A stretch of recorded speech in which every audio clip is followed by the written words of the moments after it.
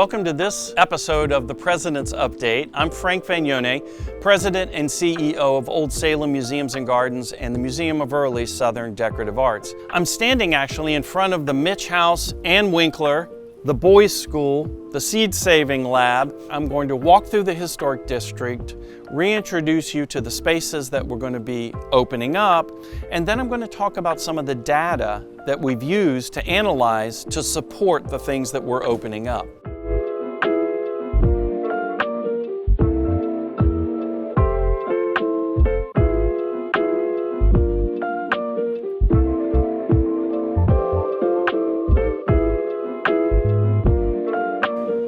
Here we are at the Mitch House. One of the new venues that we're opening for Phase 3 at Old Salem and Mesda is the Mitch House Shed right behind me. One of the reasons why we're doing that is you can tell we're able to open up doors on both sides, making it essentially an exterior space. Jacob is here. He's going to be showing you the wood craftsmanship that we would have been doing at the joinery, but the historic space is too small to have large groups of people. So what we're doing is we're allowing that same experience to occur here, except in the Mitch Shed. I've got Emily behind me. Hi, Emily. And Emily is right now setting a fire for the bake oven, which will also be part of the Phase 3 expansion. When you do visit us for our Phase 3 reopening and you check out the Mitch House and now the open Mitch Shed with the wood craftsman, make sure you spend some time in the Mitch Garden. It's a really important and significant historic landscape. Our interpreters will be able to share with you the kinds of things they're growing here, its relationship to the Moravian culture, and then you get to jump right across the street and go to the Seed Saving Lab.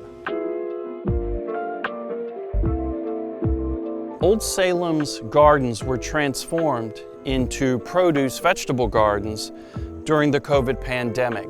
So far, we've been able to donate over 3 tons of vegetables to local food banks. So when you walk through the Mitch House garden, even though it's maintained in a traditional Moravian way, you'll notice that we have modern vegetables planted, and that's because we're actually donating them to the food banks. So successful has this community engagement effort been that we've decided to continue producing vegetables for local food banks for the rest of this year, and then keeping a part of it in our operations moving forward.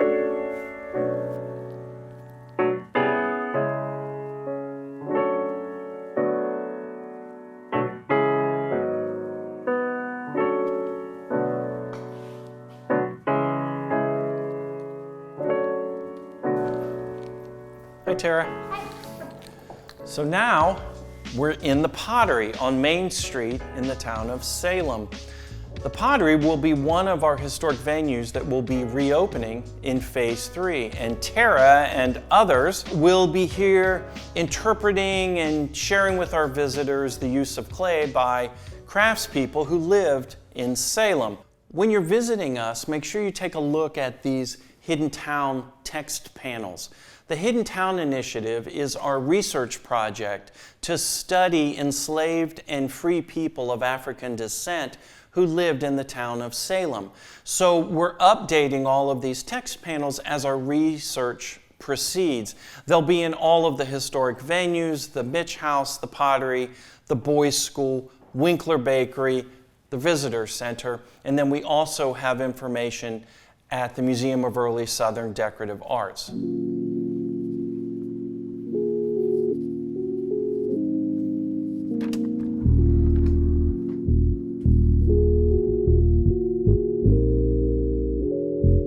One of the new things that we're doing is that we're opening up a chocolate and coffee bar in the front of what used to be a retail building.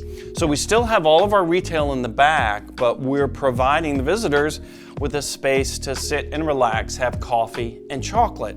One of the reasons why we can do this is because we did the analysis and the size of this space is large enough that we can still provide COVID pandemic precautions.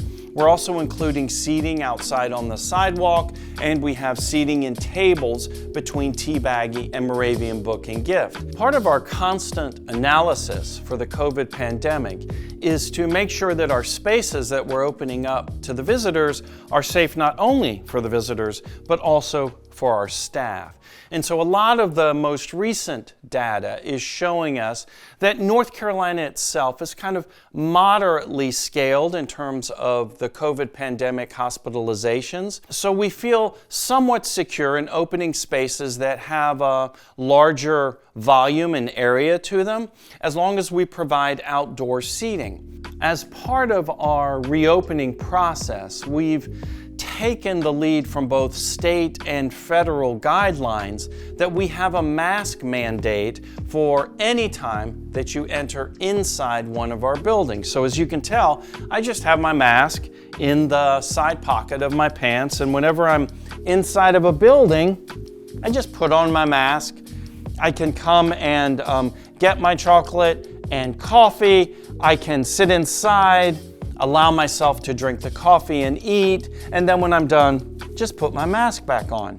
Now, when I go outside, I just take my mask off, put it in my pocket, and then when I walk inside the pottery, for instance, I just put my mask back on. Thank you all for complying to this mask mandate. We'll be really happy when we don't have to have a mask mandate, but for right now, all of our research and the guidelines are suggesting that this is the safest thing for us to do for not only our visitors, but our staff.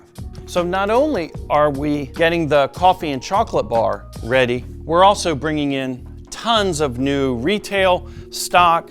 We're putting up our really lovely Moravian stars, tons of different varieties. Our goal is to make Moravian Book and Gift a Christmas marketplace. More on that with the next President's Update.